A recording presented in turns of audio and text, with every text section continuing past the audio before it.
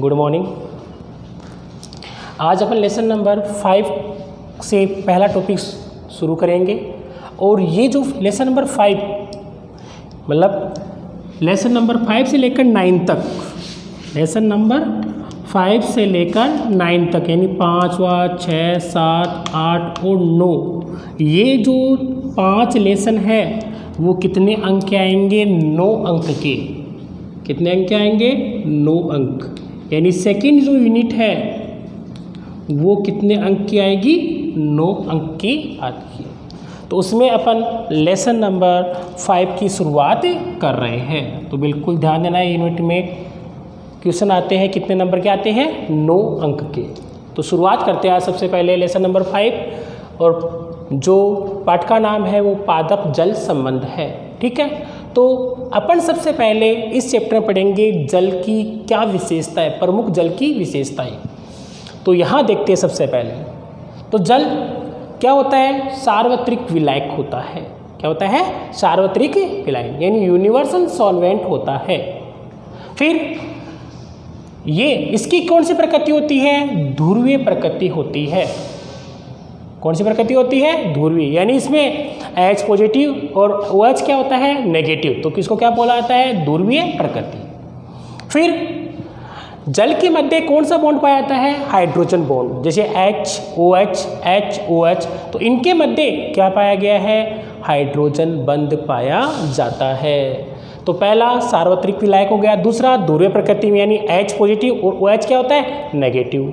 फिर इसके मध्य कौन सा बंध पाया जाता है? हाइड्रोजन बंध पाया जाता है और इसकी उच्च विशिष्ट ऊष्मा होती है।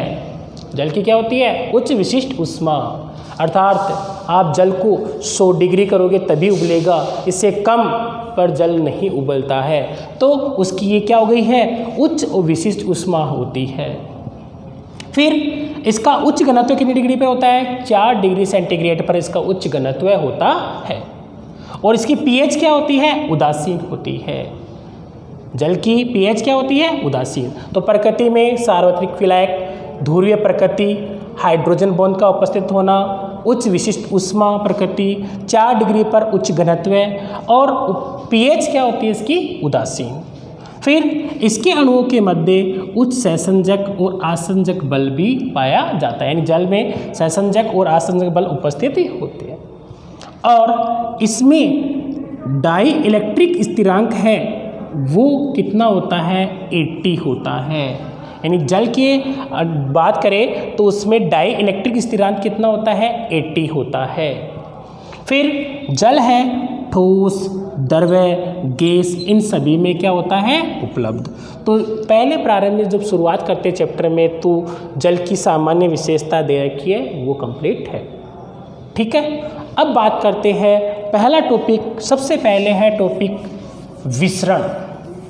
सबको ध्यान से देखना है, अलग अलग टॉपिक दे रखे हैं तो उसमें सबसे पहले पढ़ेंगे अपन विसरण के बारे में। तो विसरण क्या है?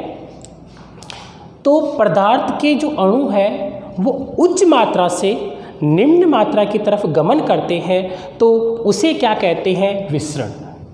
पदार्थ के अणु होते हैं वो उच्च मात्रा से किधर की तरफ गमन करते हैं?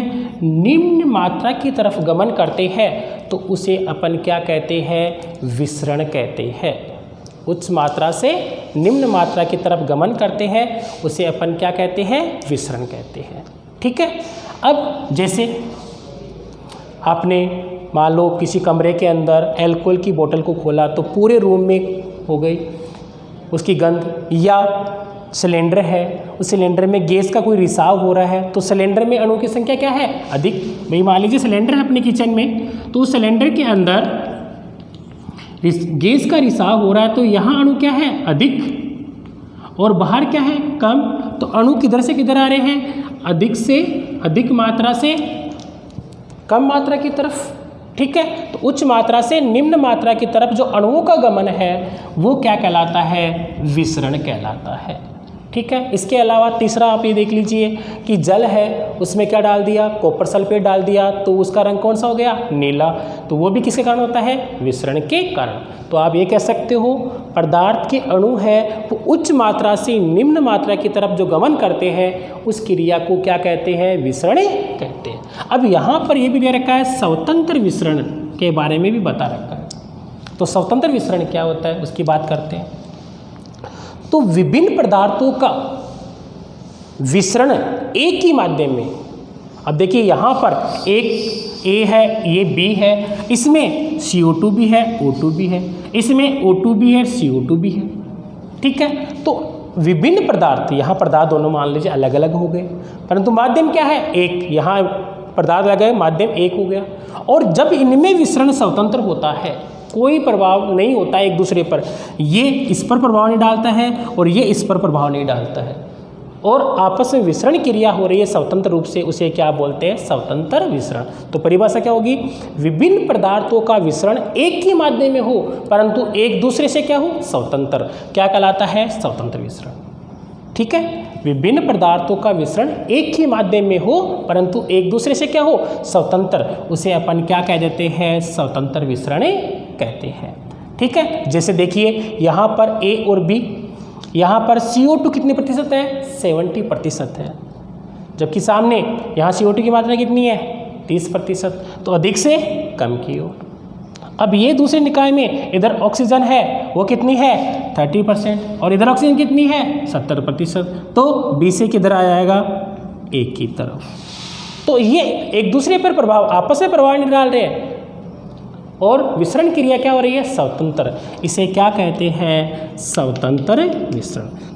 तो क्या परिभाषा हो गई, विभिन्न पदार्थों का विसरण एक ही माध्यम में हो परंतु एक दूसरे से क्या हो, स्वतंत्र, उसे क्या कहते हैं, स्वतंत्र विसरण कहते हैं।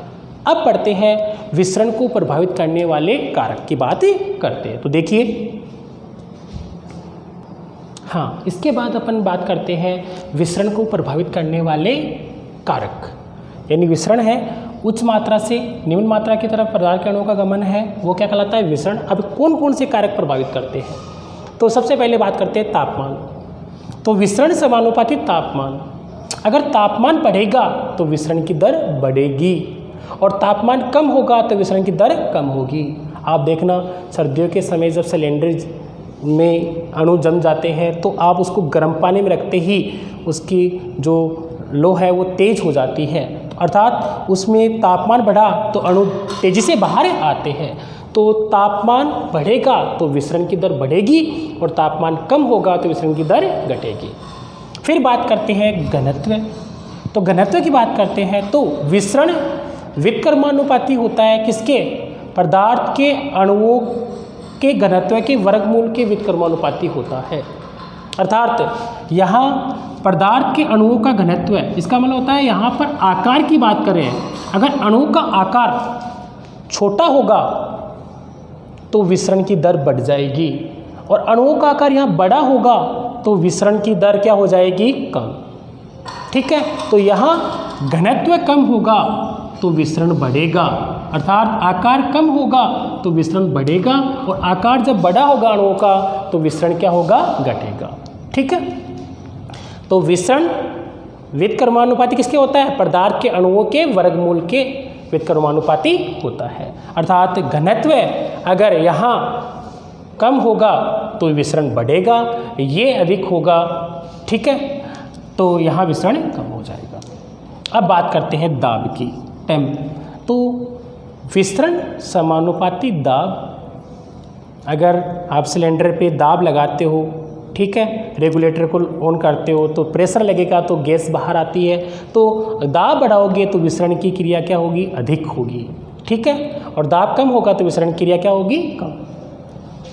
फिर माध्यम की बात करते हो तो सघन माध्यम होता है उसमें विसरण कम की दर कम और विरल माध्यम होता है उसमें विसरण की दर क्या होती है, अधिक होती है। तो चार पढ़े हैं, तापमान अधिक विसरण अधिक, तापमान कम विसरण कम, ठीक है। यहाँ पर अगर घनत्व कम होगा तो विसरण बढ़ जाएगा, यहाँ दाब बढ़ेगा तो विसरण ही बढ़ जाएगा।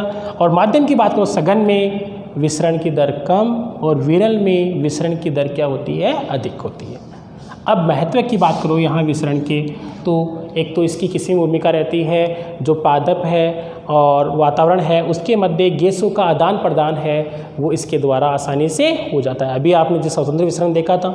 फिर श्वसन और प्रकाश संश्लेषण में भी इसकी भूमिका रहती है, गैसों का आदान प्रदान होता है इसमें। जल अवशोषण होता है, कौन सा? निष्क्रिय, उस समय खनिज लवण का अवशोषण कर लिया जाता है। और पादप हार्मोन का स्थानांतरण है वो भी इस विधि के द्वारा ही कर दिया जाता है। तो ये विसरण के महत्व है। ठीक है, अब इसमें अगला जो टॉपिक पढ़ते हैं अपन पारगम्यता के बारे में। तो देखिए, हाँ, आज अगला टॉपिक लेते हैं अपन पारगम्यता। कौन सा टॉपिक लेते हैं? पारगम्यता। तो पारगम्यता क्या है? तो किसी पदार्थ का कोशिका में प्रवेश करना या उस बाहर निकलना क्या कहलाता है? पारगम्यता।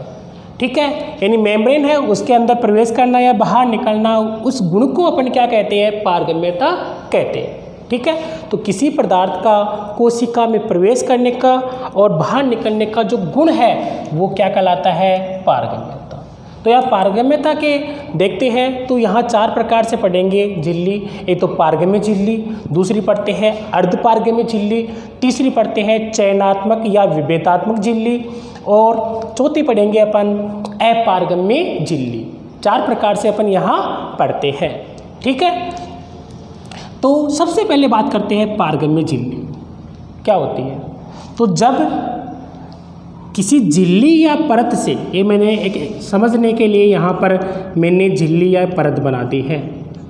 ठीक है, तो जब झिल्ली या परत से विलायक के अणु और विलेय के अणु दोनों पार कर जाए, अर्थात झिल्ली या परत से विलायक के अणु भी पार हो जाए और विलेय के अणु भी पार हो जाए, तो उसे अपन क्या कहते हैं? पारगम्य झिल्ली कहते हैं। क्या कहते हैं? पारगम्य झिल्ली। और इस गुण को क्या कहते हैं? पारगम्यता। क्या कहा जाता है? पारगम्यता कहा जाता है। ठीक है, तो देखिए, जब किसी झिल्ली या परत, जब झिल्ली या परत में विलायक और विलेय दोनों के अणु पार हो जाते हैं तो उसे पारगम्य झिल्ली कहते हैं। क्या कहते हैं? पारगम्य झिल्ली कहते हैं, और इस गुण को पारगम्यता कहते हैं। ठीक, पहला टॉपिक हो गया। इसके आधार पर ध्यान रखना। दूसरा, अर्धपारगम्य झिल्ली क्या है? तो जब झिल्ली या परत से, जब झिल्ली या परत से केवल विलायक के अणु पार हो, यानी विलायक के अणु तो अंदर चले जाएंगे परंतु विलेय के अणु अंदर नहीं जा सकते, तो उसे अपन क्या कहते हैं? अर्धपारगम्य झिल्ली। ठीक है, विलायक जिसमें घोला जाता है, जैसे मान लो अपन ने चीनी और पानी दोनों को मिलाया तो क्या बन गया? सॉल्यूशन विलयन बन गया। ठीक है, तो पानी क्या हो गया? विलायक, और चीनी आपने डाली वो क्या हो गया? विलेय। तो केवल विलायक के अणु ही पार करे तो उसे क्या कहते हैं? अर्धपारगम्य झिल्ली। तो झिल्ली या परत से केवल विलायक के अणु पार करे और विलेय के अणु पार नहीं करे तो उसे अपन क्या बोलते हैं? अर्धपारगम्य झिल्ली। ये किसमें, या इसका एग्जाम्पल क्या है? कोशिका कला। तो इजी है डेफिनेशन, केवल विलायक के अणु पार करे, विलेय के नहीं करे तो अर्धपारगम्य झिल्ली कहलाते हैं। अब दूसरा है चयनात्मक या विभेदात्मक झिल्ली। ठीक है, चयनात्मक व विभेदात्मक। तो झिल्ली या परत से केवल विलेय के अणु पार करे और विलायक के अणु पार नहीं करे, यानी विलायक के अणु हैं वो इधर की तरफ नहीं आते हैं, जबकि विलेय के अणु पार कर जाते हैं तो उसे क्या बोलते हैं? चयनात्मक या विभेदात्मक झिल्ली। इसका एग्जाम्पल पूछे तो भी क्या होता है? कोशिका कला। क्यों? क्योंकि कोशिका कला में अर्धपारगम्य और चयनात्मक दोनों के गुण पाए जाते हैं। कोशिका कला में अर्धपारगम्य और चयनात्मक दोनों के गुण पाए जाते हैं, इसलिए लिखा आता है अर्धपारगम्य झिल्ली। ठीक है, या चयनात्मक झिल्ली, अर्थात दोनों गुण पाए जाते हैं। तो अर्धपारगम्य में तो अर्थ क्या होता है? केवल विलायक के अणु पार करेंगे, विलेय के नहीं करेंगे तो अर्धपारगम्य। चयनात्मक में क्या होता है, केवल विलायक के अणु नहीं जाएंगे और विलेय के अणु पार कर जाते हैं। ठीक है, और मैंने नोट लिखा है कोशिका कला है, उसमें अर्धपारगम्य और चयनात्मक झिल्ली दोनों के गुण पाए जाते हैं। ठीक है, अब चौथा प्रकार पढ़ते हैं, कौन सा है, अपारगम्य झिल्ली। अपारगम्य झिल्ली में क्या होता है, झिल्ली या परत, झिल्ली या परत, उसमें विलायक के अणु और विलेय के अणु दोनों ही अंदर प्रवेश न करें, उसे क्या कहेंगे, अपारगम्य झिल्ली। और इस गुण को क्या कहते हैं, अपारगम्यता। क्या कहते हैं, अपारगम्यता कहते हैं। अब की साल 2020 में क्वेश्चन आया था कि 2 अपारगम्य झिल्ली के उदाहरण बताइए, 2 अपारगम्य झिल्ली के उदाहरण बताइए। तो ठीक है, तो उसमें क्यूटिकल और कौन सी थी, कॉर्क कोशिका। क्या थी, क्यूटिकल और कॉर्क कोशिकाएं थी। ठीक है, तो देखिए, तो क्यूटिकल और कॉर्क कोशिका है वो इसका आंसर था। तो क्वेश्चन आया था बोर्ड में 2020 में, ये क्वेश्चन था कि 2 अपारगम्य झिल्ली के उदाहरण बताइए। तो क्यूटिकल और कॉर्क कोशिका कौन सी होती है, अपारगम्य झिल्ली। ठीक है, तो आज आपने पढ़ा सबसे पहले जल की विशेषता, उसके बाद में आपने पढ़ा विसरण, अधिक मात्रा से निम्न मात्रा की तरफ गमन विसरण, फिर स्वतंत्र विसरण, प्रभावित करने वाले कारक, पारगम्यता किसे कहते हैं, किसी पदार्थ के कोशिका में प्रवेश और बाहर निकलने का गुण पारगम्यता कहलाता है। दोनों अंदर चले जाए, पारगम्य झिल्ली। विलायक के अणु ही जाए अंदर, विलेय के अणु नहीं जाए, अर्धपारगम्य। चयनात्मक में क्या है, विलाय के पार नहीं करते हैं, विलेय के पार कर जाते हैं। और अपारगम्य में क्या होता है, दोनों अणु, विलेय के अणु भी विलायक के अणु भी प्रवेश नहीं करते, तो वो क्या कहलाता है, अपारगम्य। ठीक है, इससे टॉपिक से रिलेटेड कोई प्रॉब्लम हो तो आप मेरे व्हाट्सएप नंबर पे आप फ़ोटो खींच के भेज दो, बता देंगे। अब आज के टॉपिक से 2 क्वेश्चन है। पहला क्वेश्चन है, पारगम्यता किसे कहते हैं, पारगम्यता किसे कहते हैं। और दूसरा क्वेश्चन है, अर्धपारगम्य झिल्ली और चयनात्मक विभेदात्मक झिल्ली में अंतर बताइए। इन दोनों में अंतर लिखने हैं आपको, अर्धपारगम्य झिल्ली और चयनात्मक झिल्ली में आपको अंतर लिखने हैं। दोनों प्रश्न, पहला क्वेश्चन ये, दूसरा क्वेश्चन ये, दोनों के लिख के उत्तर आप मेरे व्हाट्सएप नंबर पर भेजेंगे। और अभी तक सभी बच्चों ने जो भी क्वेश्चन पूछे, सभी बच्चों ने नहीं भेजे, कुछ ही बच्चे 5 हैं उन्होंने भेजे। तो जो वीडियो देख रहे हैं बच्चे, वो सभी इन प्रश्नों का उत्तर लिख के मेरे व्हाट्सएप नंबर पर भेजें। Thank you.